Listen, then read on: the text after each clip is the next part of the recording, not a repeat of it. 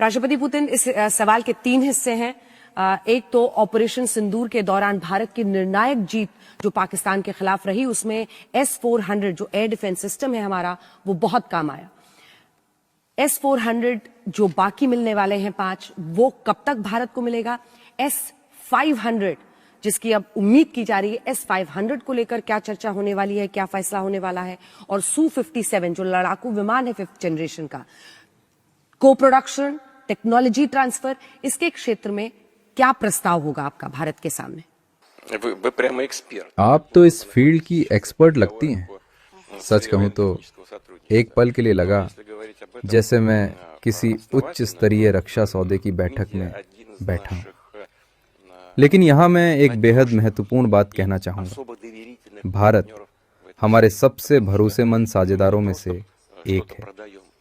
हम सिर्फ भारत को हथियार बेच नहीं रहे और भारत सिर्फ इन्हें खरीद नहीं रहा। हमारे बीच का रिश्ता इससे कहीं ऊपर है, कहीं गहरा है। हम पानी के जहाज, मिसाइलें और हवाई जहाज तक बना रहे हैं। आपने Su-57 का जिक्र किया, लेकिन भारत कई तरह के रूसी बख्तरबंद युद्धक वाहनों का उपयोग कर रहा है। T-90 टैंक, जिन्हें भारत खुद बना रहा है, बेहद उत्कृष्ट टैंक हैं। और ब्रह्मोस मिसाइल जो भारत और रूस ने मिलकर मेक इन इंडिया के तहत विकसित की, उस पर भी हमें गर्व है। इसी तरह क्लाशनिकोव राइफलें भी भारत में ही बन रही हैं। यहाँ हम उन्नत तकनीक की बात कर रहे हैं और आधुनिक युद्धों में इन हथियारों के इस्तेमाल ने इनकी महत्वता कई गुना बढ़ा दी है। और अब भारतीय रक्षा विशेषज्ञ भी रूसी सहयोग के साथ इन बातों को गहराई से समझते हैं। किस हथियार को किस परिस्थिति में कैसे सबसे बेहतर तरीके से इस्तेमाल किया जाए। यही वो भरोसा है, यही वो साझेदारी है जिसने भारत और रूस दोनों को मजबूत बनाया है। क्लाशनिकोव एक बेहद महत्वपूर्ण हथियार है, लेकिन हम इसकी जितनी चर्चा करते हैं उतनी ही ये कहना भी सही है कि ये वाकई शानदार टेक्नोलॉजी है। कुछ हथियार ऐसे होते हैं जिनका युद्ध में वास्तविक इस्तेमाल होने के बाद उनकी वैल्यू, उनकी विश्वसनीयता कई गुना बढ़ जाती है।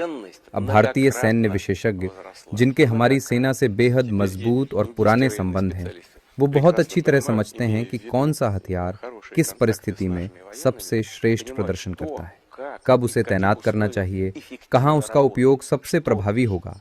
ये रणनीतिक समझ अत्यंत महत्वपूर्ण है और ये समझ सिर्फ एक तरफ से आने वाली नहीं है। भारत और रूस दोनों पक्ष इसे एक दूसरे के साथ साझा करते हैं। प्रेसिडेंट पुतिन, एक ऑयल के सवाल पे वापस जाना चाहूंगी, क्योंकि आपने स्ट्रेटेजिक ऑटोनॉमी की बात की अभी जब आप अंजना को जवाब दे रहे थे। तो ये स्ट्रेटेजिक ऑटोनॉमी बहुत ज़रूरी है। भारत दिखा रहा है, रूस ये बता रहा है कि हम अपने इंटरेस्ट को आगे रखेंगे। ऐसे में क्या भारत रूस के तेल का इंटेक कम कर रहा है?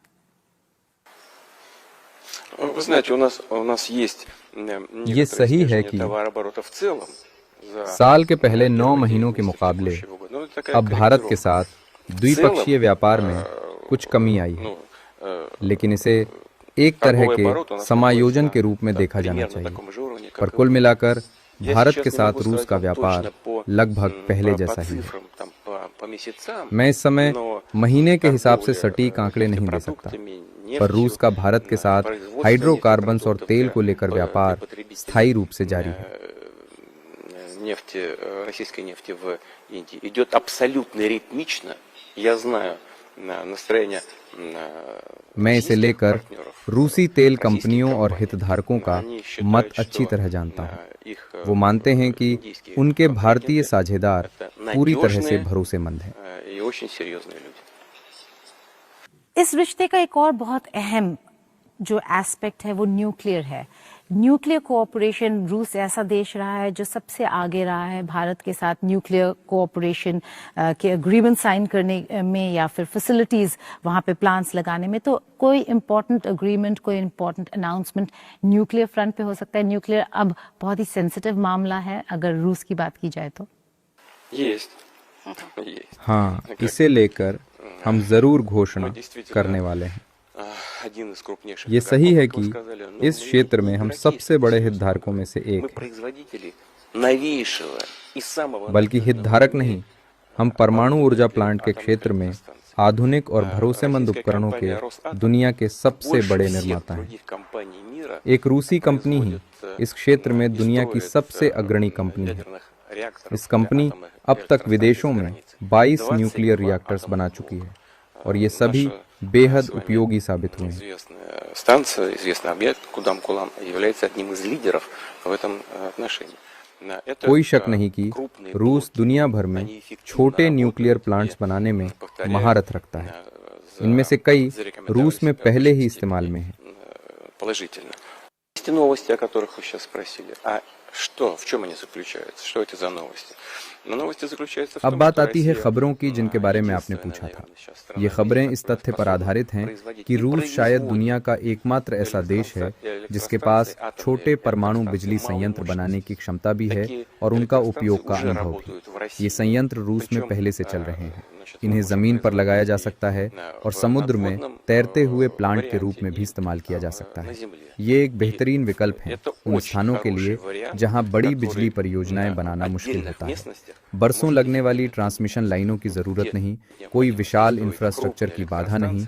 इन छोटे संयंत्रों को दूर दराज दुर्गम इलाकों में आसानी से स्थापित किया जा सकता है। А можно в каких-то труднодоступных регионах, в труднодоступных местах ставить небольшие атомные генерации. हम make in India, make with Russia की बात करते हैं प्रेसिडेंट पुतिन, लेकिन यहाँ पर इस कोलैबोरेशन, इस कोऑपरेशन को देखकर आपको क्या लगता है प्रेसिडेंट ट्रंप का रिएक्शन क्या होगा? Вы знаете, ни я, देखिए, ни премьер ना Моди, मैं, несмотря на то, что न प्रधानमंत्री मोदी некоторые давления со किसी стороны, के दबाव में никогда, आते हैं। я хочу это подчеркнуть, хочу, чтобы हालांकि मैं ये भी साफ कर दूं कि हम अपना साझा काम कभी भी किसी के विरुद्ध नहीं करते। राष्ट्रपति ट्रंप की अपनी नीतियां और अपने सरोकार हैं और हमारे अपने। हम किसी के खिलाफ नहीं हैं। रूस और भारत तो बस अपना साझा हित चाहते हैं। हम किसी को नुकसान पहुंचाना नहीं चाहते।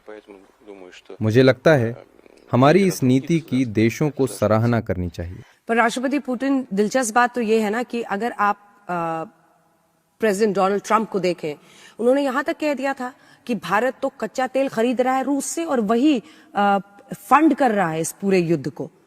आप डोनाल्ड ट्रंप, राष्ट्रपति डोनाल्ड ट्रंप को, उनके व्यक्तित्व को कैसे समझाएंगे? मैं कभी अपने सहयोगियों का चरित्र चित्रण नहीं करता, उनका भी नहीं जिन्होंने मेरे साथ काम किया, और खास तौर पर राष्ट्राध्यक्षों का तो बिल्कुल नहीं। मेरे विचार में ये आकलन उस देश के नागरिकों को करना चाहिए जिन्होंने उन्हें वोट देकर सत्ता सौंपी। जहां तक भारत की ओर से रूस से ऊर्जा संसाधनों की खरीद की बात है, तो मैं साफ कर दूं कि अमेरिका अब भी अपने न्यूक्लियर पावर प्लांट्स के लिए हमसे परमाणु ऊर्जा की खरीद करता है। इनमें अमेरिका में चल रहे न्यूक्लियर पावर प्लांट्स के लिए यूरेनियम भी शामिल है। तो अगर अमेरिका खुद अपनी ऊर्जा जरूरतें रूस के जरिए पूरी करता है, तो फिर भारत की खरीद को लेकर उन्हें आपत्ति क्यों है? इस विषय पर गहन अध्ययन की जरूरत है और हम इसे लेकर राष्ट्रपति ट्रंप से चर्चा के लिए भी तैयार हैं। अगर देखा जाए तो ये पहले ऐसे बड़े रेयर प्रेसिडेंट होंगे जिन्होंने इस तरीके से रूस को एंगेज किया, लेकिन भारत के साथ ब्लो हॉट ब्लो कोल्ड रिश्ता रहा है। 25% टैरिफ डाल दिए हम पर। इस प्रेशर को आपको क्या लगता है किस तरफ और कहां जा रहा है ये, और कैसे भारत और रूस को इस प्रेशर को हैंडल करना चाहिए? Вы знаете, он проводит свою политику, полагая, и у него есть советники. ये उनकी अपनी नीति है। मुझे लगता है उनके सलाहकार ऐसा समझते हैं कि इस तरह से टैरिफ लगाने से अमेरिकी अर्थव्यवस्था को फायदा होगा। हालांकि हमारे आर्थिक मामलों के विशेषज्ञ मानते हैं कि इस तरह की नीति खतरनाक है। В конечном итоге приносит пользу экономике США. Он делает это искренне, я полагаю. पर आखिर में इस तरह की नीतियों को लेकर फैसला किसी भी देश को और उसके सर्वोच्च नेता को करना होता है। Это выбор выбор самой страны и лидеров той или иной страны, какую हालांकि экономическую политику हमने ऐसा कभी नहीं किया, ना ही हम ऐसा करना चाहते हैं। हम एक खुली अर्थव्यवस्था में विश्वास करते हैं। हम बस यही उम्मीद करते हैं कि वर्ल्ड ट्रेड ऑर्गेनाइजेशन के जिन नियमों के उल्लंघन की बात की जाती है उनमें संशोधन किया जाए। Всемирной торговой организации будут устранены. यहाँ एक और बहुत ऐतिहासिक मीटिंग हुआ है। प्रेसिडेंट पुतिन यहाँ पर जैरेड कुशनर पहली बार क्रेमलिन में आए और स्टीव विटकॉफ उनके साथ थे। क्या बातचीत हुई जानना चाहेंगे, क्योंकि काश मैं उस कमरे में होती, क्योंकि हम यहीं पर थे और सुन पाते क्या हो रहा है। लेकिन क्या था उस पूरे मीटिंग का अंजाम? Об этом сейчас рано говорить. अभी इस बातचीत के मायने निकालना थोड़ी जल्दबाजी होगी। मुझे नहीं लगता आप वहाँ होते भी तो उस चर्चा को सुनकर आपको कुछ हासिल होता। ये बैठक 5 घंटे चली। Да, а я один, представляете, безобразие какое. Вот. Но если говорить серьезно, то मैं खुद इतनी लंबी बैठक से ऊब गया था, पर यह बैठक जरूरी थी। और जरा सोचिए, इस पूरी बैठक में विटकॉफ और कुशनर के साथ मैं अकेला था। पर सच कहूं तो ये एक बेहद अहम बैठक थी। हालांकि इस बैठक में राष्ट्रपति ट्रंप के साथ अलास्का में हुई बैठक से पहले हुए समझौते और उससे जुड़े बिंदुओं पर ही बातचीत हुई।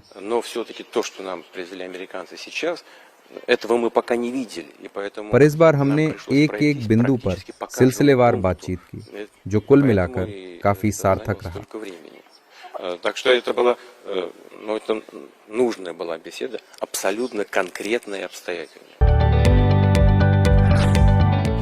जदि आपंक आम भिडी भल लगा तेब आम चैनल को लाइक, शेयर और सब्सक्राइब करने को जमा भी भूलु नहीं।